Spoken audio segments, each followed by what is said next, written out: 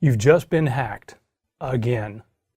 Now, if you were a ship at sea, you're basically taking on water faster than you can get rid of it.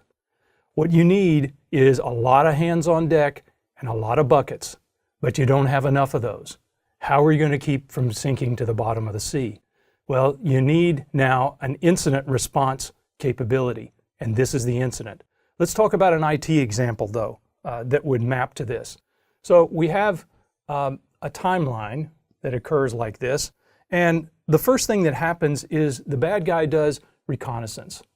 So he's out here looking and casing the joint, if you will, trying to figure out what he wants to do, where the weaknesses are, this sort of thing. Then we have this moment in time, the boom. That's when the attack occurs. Or in our ship example, that's when we start taking on water. And then ultimately we try to get the incident resolved.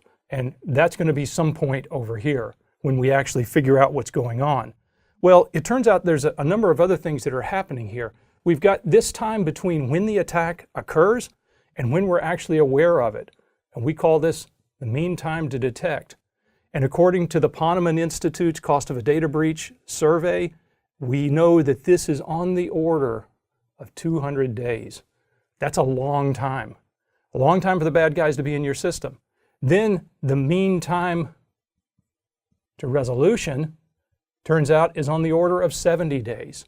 So again, a lot of time is lost in this. What can we do to reduce these time frames? Well, in a previous video, I talked about using threat hunting in order to reduce the time frame here.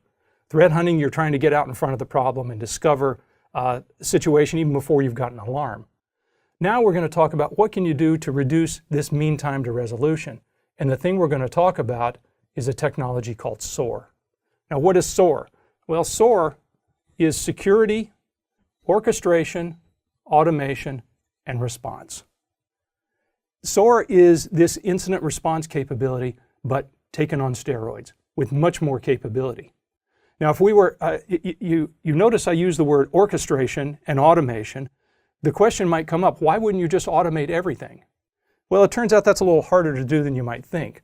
So for instance, let's think of a different continuum where we do everything manually. We manually do all of our response, or in a perfect world, we would have an automated capability that automates all of the response. The reality is, I can only automate what I've seen before. If I've never seen this before, then it's going to be hard to automate. And in particular, things like first of a kind, or in security, we often have what we refer to as black swan incidents. Swans are normally white, but every once in a while you run across a black one. And you can only automate what you've known to handle in the first place. So this is why we orchestrate, is to handle these first of a kind, black swan, and things like that. Orchestration means that we still have a human involved, but it's somewhere in between. The human is guiding the actions, but they're not doing every single action. Another way of thinking of it, it's like semi-automated. Okay, so the idea then with SOAR is ultimately to try to move as much as we can from the manual to a more automated, or somewhere along the way, orchestrated response. What does this look like? Well, let's take an example.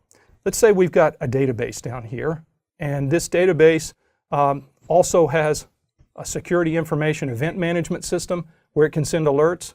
We have an extended detection and response system also that can take those real-time alerts. And then we have our SOAR system. Now, how would this work in an incident? Let's say this guy gets breached. Now, what happens next? It sends an indication up to the SIM. The SIM then takes that information, a real-time alarm, and says, I need to send this either within the SIM and have it manage, or you can send it up to an XDR. The XDR then sends a message over to the SOAR to open a case. A case then is the thing that we're going to use to manage this all the way through to completion and track it along the process. Another thing that we would do is capture artifacts. This is information about the attack. So we could have lots of artifacts, indicators of compromise, this kind of information. We're going to take all of that information, attach it to the case, and then we're going to assign that case to an analyst. And this analyst is going to be responsible for following through. The analyst then is going to take the SOAR system, which has this case management, which is detected and attached the appropriate artifacts. Now they have the information they need. They can go do the investigation, and they need something to guide them along the way. What are they going to use for that? This is what we call a dynamic playbook. A dynamic playbook is basically a set of steps where we have said in advance, this is what we want to do in certain cases. It's dynamic in the sense that it's not fixed. So what you do as the second step will depend on what the outcome of the first step was. So we may have a step that says go off and gather certain information, and then based upon what comes back from that, you do certain things, take certain actions. You may go run this automated procedure. You may go off and manually do a certain other thing. This is the orchestration process.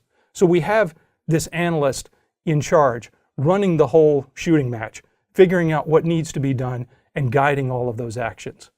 Now, in a good SOAR system, you can design these playbooks very easily with a drag and drop graphical user interface and put in the actions and tie all of this together. That way, this person is not left to their own devices trying to reinvent the wheel, figure out, in other words, where is the fire extinguisher now that my hair is on fire? We'd rather know that in advance. Here's what the procedure is, and here's how we're guided.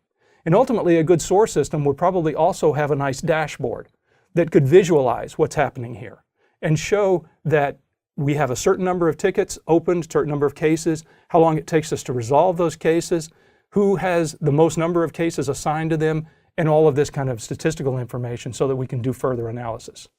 So back to our original analogy about the sinking ship, what a SOAR system is like a really powerful bilge pump.